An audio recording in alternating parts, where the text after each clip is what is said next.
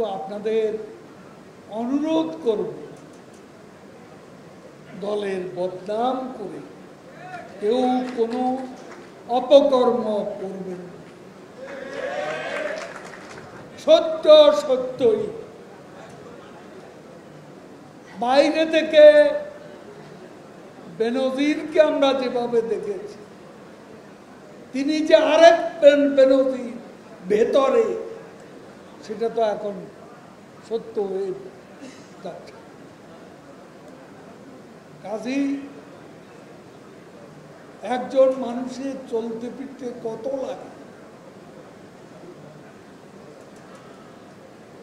আজকে দলের নেতা, দলের কর্মীদের কাছে যদি টাকা পয়সা চায়, এটা খুব লজ্জার বিষয়, এটা খুব লজ্জার বিষয়।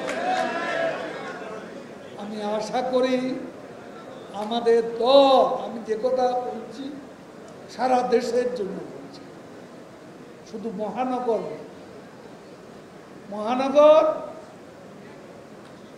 এ উত্তরের বেশ কয়টি সমাবেশ আমার মনে আছে,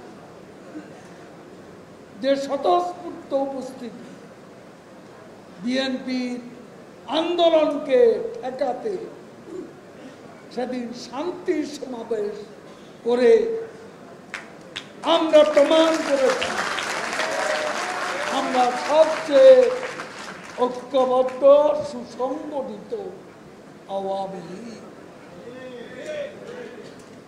এই ঐতিহ্যটা ধরে রাখবেন,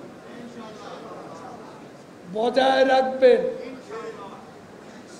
কারো জীবনে কষ্ট হলে আমাদেরকে বলবেন, কিন্তু অপকর্ম করবেন, অপকর্ম করবেন না। অপকর্ম ঢেকে রাখা যায়, একদিন না একদিন সত্য প্রকাশ পায়।